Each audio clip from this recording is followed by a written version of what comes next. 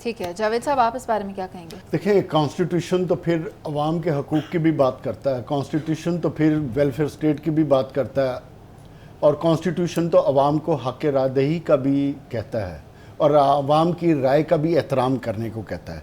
तो क्या हम वो सारी चीज़ें कॉन्स्टिट्यूशन के मुताबिक कर रहे हैं? देखना तो इस बात का है। और उससे भी इम्पॉर्टेंट चीज़ है, असम्बलियों का तोड़ना को या दोबारा इलेक्शन कराने से मसले के हल नहीं निकलने। मसले का हल है, मुल्क में स्टेबिलिटी चाहिए। इस वक्त हमें बार बार ये बात समझ लेनी चाहिए कि इस वक्त जो मुल्क की इक्तिसादी सिचुएशन है उसकी डिमांड्स कुछ और हैं।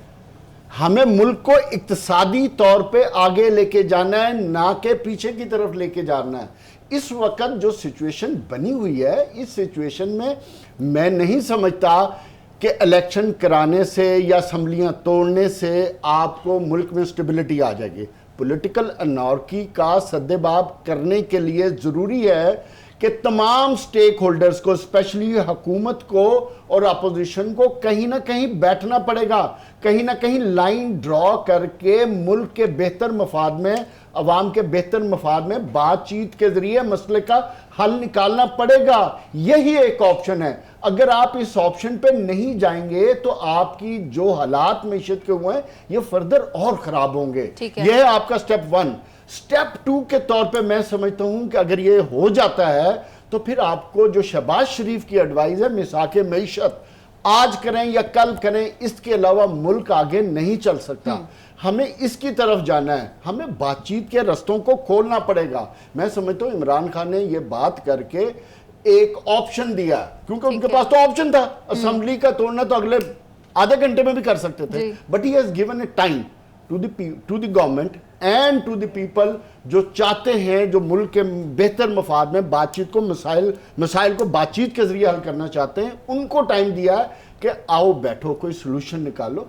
जो भी इलेक्शन की डेट अनाउंस करनी है, जो भी आपने रखनी है, उसका हल निकालो, इंटरम सेटअप बनाओ, मुल्क को आगे लेकर चलो। यही एक बेहतर ऑप्शन है जिससे स्टेबिलिटी आ सकती है। जावेद साहब, आपसे ये पूछना चाहूंगी कि क्या वजह है कि सियासी जमातों के रहनुमा जो हैं वो उतनी बरतरी नहीं ले जा सके जितने के हम देख रहे हैं आज़ाद उम्मीदवार? क्या उम्मीदवार ज़्यादा कॉम्पिटेंट नहीं खड़े किए गए थे?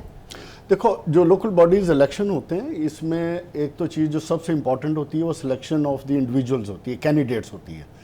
उसकी सबसे बड़ी वजह ये होती है कि ये अवाम के नज़दीक तरीन होते हैं और इन्होंने अवाम के मसाइल को उनके डोर स्टेप पे हल करना होता है, इसलिए उनकी एक्सेस भी ज़्यादा होती है। इसलिए सिलेक्शन ऑफ द कैंडिडेट सबसे इंपॉर्टेंट होता है। पार्टी एक सेकेंडरी एलिमेंट है इसमें, लोकल बॉडीज़ में। और हमारे लिए जो मेरे नज़दीक सबसे लम्हा फिक्रिया है कि 31 साल बाद इलेक्शन हो रहे हैं, जो सबसे ज़रूरी चीज़ है कॉन्स्टिट्यूशनली, जिस कॉन्स्टिट्यूशन की हम बात करते हैं, वो मकामी हुकूमतें अवाम को रिलीफ देने के लिए, उसका इलेक्शन हो रहा है 31 साल बाद। और हमारे पाकिस्तान में तो अल्हम्दुलिल्लाह या हम हाई कोर्ट में चले जाते हैं या सुप्रीम कोर्ट में चले जाते हैं, हम इंटरेस्टेड ही नहीं है कि नई लीडरशिप ऊपर आए। एटलीस्ट उन्होंने एक स्टेप आगे लिया, उससे नई लीडरशिप आएगी। देखो, ये एक प्रोसेस का नाम है। अगर आप अपने मुल्क को, अपने शहरों को डेवलप करना चाहते हैं इंफ्रास्ट्रक्चर के लिहाज से और लोगों को सिविक फैसिलिटीज़ देना चाहते हैं, उस लिहाज से सबसे इम्पॉर्टेंट है ही मुकामी हुकूमतें, क्योंकि बाकी काम तो कॉन्स्टिट्यूशनल होते हैं, उसमें कॉन्स्टिट्यूशनल डिसीजन किए जाते हैं या फेडरल गवर्नमेंट के बजट पे बात की जाती है, इधर लोगों के मसाइल हल किए जाते हैं। हमारी डायलमा ही इस वक्त सबसे बड़ा पाकिस्तान का ये बना हुआ है, और आज़ाद कश्मीर को मैं इंक्लूड करूंगा कि हम लोगों को उनका हक नहीं देना चाहते।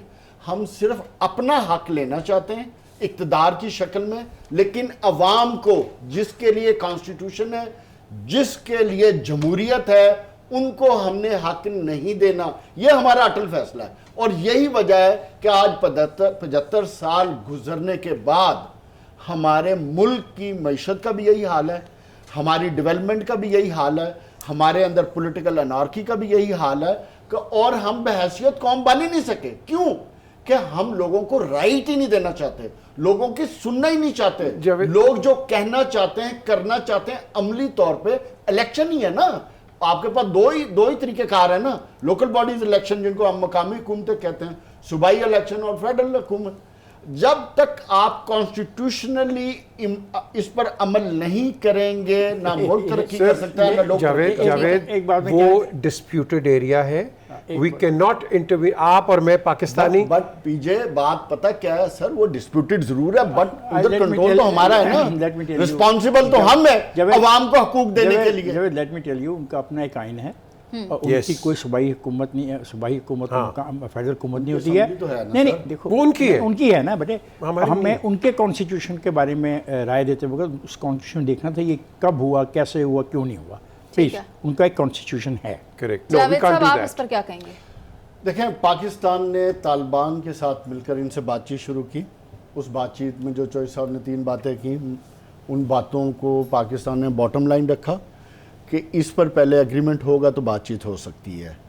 लेकिन बातचीत उसी वक्त ख़त्म हो गई थी जब हमने कहा कि बातचीत होगी कॉन्स्टिट्यूशन के दायरे में, जो हमें कॉन्स्टिट्यूशन अलाउ करेगा उसमें आए, अपने हथियार फेंके, पाकिस्तान के कॉन्स्टिट्यूशन को माने, हम आपको सपोर्ट करेंगे। जब पाकिस्तान से डिसएग्रीमेंट हो गया इस बात पे, तो उनके कुछ कैदियों को हमने एज ए कॉन्फिडेंस बिल्डिंग के तौर पे जब कुछ छोड़ा, तो उन्होंने आके सवात में law and order situation create करना कर दी। उस लॉ एंड ऑर्डर में किडनैपिंग भी आई, चोरी भी हुई, डाके भी पड़े, कुछ लोग मारे भी गए, तो मकामी लोग खड़े हो गए। अब पाकिस्तान के लिए इस सिचुएशन में इनको इनके खिलाफ ऑपरेशन करने के अलावा कोई और ऑप्शन नहीं था। ठीक है। सो पाकिस्तान ने ऑपरेशन ऑलरेडी स्टार्ट कर दिया है ताकि इनको अपने अपने एरिया में किया जा सके और लॉ एंड ऑर्डर की सिचुएशन को मेंटेन किया जा सके। असल मसला ये है जिसकी तरफ हमने इशारा किया कि कौन करवा रहा है। बुनियादी तौर पे अफगानिस्तान में तालिबान लड़ रहे हैं दाइश के खिलाफ, ISIS के खिलाफ, उनको जो भी थर्ड पार्टी फंड कर रही है, ठीक है, वही पार्टी TTP को फंड कर रही है। सही। क्यों? कि पाकिस्तान में ट्राइबल एरियाज में लॉ एंड ऑर्डर की सिचुएशन क्रिएट हो। ठीक है। जब लॉ एंड ऑर्डर की सिचुएशन क्रिएट होगी तो आपके पास एक प्लॉजिबल एक्सक्यूज बन जाएगी, प्लॉजिबल एक्सक्यूज के जी हम बेसिस दें, हम ड्रोन की भी इजाजत दें। सो ये है 30 कहानी कि पाकिस्तान को ट्विस्ट करने के लिए। अब तालिबान को पाकिस्तान से सबसे बड़ा इख्तलाफ ये है कि जनाब आप अमेरिका से गुठजोड़ कर रहे हैं, जबकि अमेरिका हमें अफगानिस्तान के अंदर ISIS और दाइश के जरिए डिस्टेबलाइज करने की कोशिश कर ठीक रहा है। है। यह है सारा मुद्दा। ठीक है। अब मसला यह कि इसका हल निकलेगा, लेकिन चूंकि फिर इससे बड़ी बात हो जाती है रीजनल वर्ल्ड ऑर्डर की, वो फिर और स्टेक होल्डर्स आ जाते हैं। तो इसको हमें अपनी लॉ एनफोर्समेंट एजेंसी को ताकत के जरिए अपने इलाके में इनकी सरकोबी करनी पड़ेगी।